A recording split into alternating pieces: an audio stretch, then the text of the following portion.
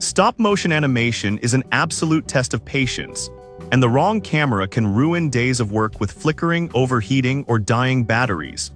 I got tired of guessing which bodies actually work well with software like Dragon Frame, so I bought the top 5 cameras recommended for animators.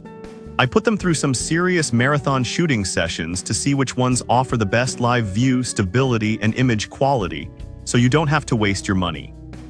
Let's get into it. Product number 1, Canon EOS R. First, I grabbed the Canon EOS R. Holding this, it feels familiar and sturdy, typical Canon quality. For stop motion, the 30.3 megapixel sensor gave me incredibly crisp images, but the real winner here is the flip-out vari-angle touchscreen. When I was animating a puppet down low on the floor, being able to twist that screen saved my back. I also tested the silent electronic shutter, and it's a lifesaver.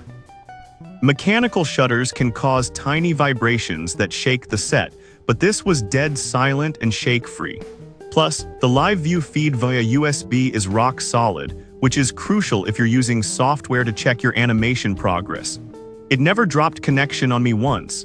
If you want a reliable full-frame camera that integrates perfectly with almost all animation software, this is it. Product number 2, Fujifilm X-H2. That led me to the Fujifilm X-H2. This body feels dense and well-built despite being an APS-C camera. The headline here is that massive 40-megapixel sensor. When I zoomed into my frames, the detail on the miniature props was insane. I messed around with the pixel shift multi-shot mode, which creates a 160-megapixel image. The battery life impressed me too. I got about 10% more juice out of this than the older models during a long shoot. The colors are naturally beautiful, meaning less color grading work later in post-production. This is the verdict for creators who need the absolute highest detail and those famous Fuji color profiles straight out of the camera.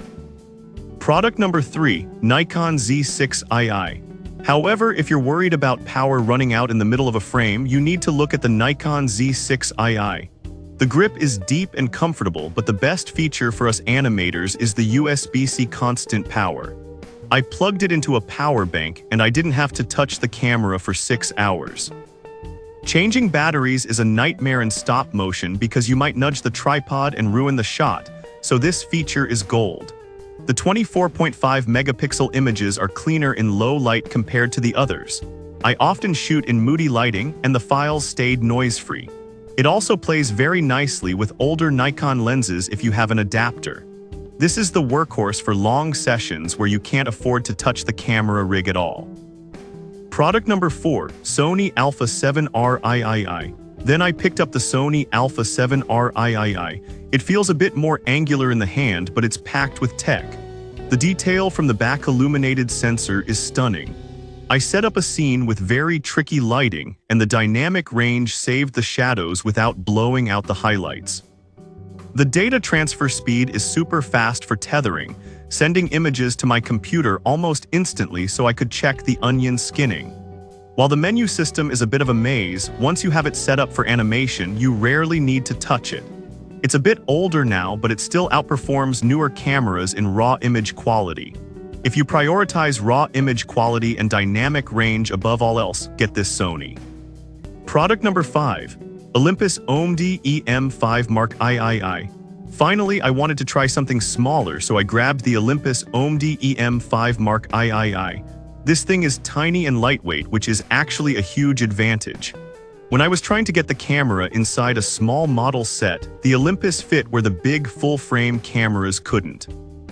Since it's a micro 4/3 sensor, you get more depth of field automatically, which is great for keeping your puppets in focus without stopping down to crazy apertures. I tried the 50MP tripod high-res shot for some set photos, and it worked like a charm. It's also weather-sealed, so if you're doing climation and things get messy, you don't have to panic. This is the best option for those on a budget or working in really tight miniature spaces. All these cameras can handle a frame-by-frame workflow, but they each fit a different style of shooting and budget. I've left links to all 5 in the description below so you can check the current pricing and see which one fits your studio setup best. Thanks for watching, and good luck with your next animation.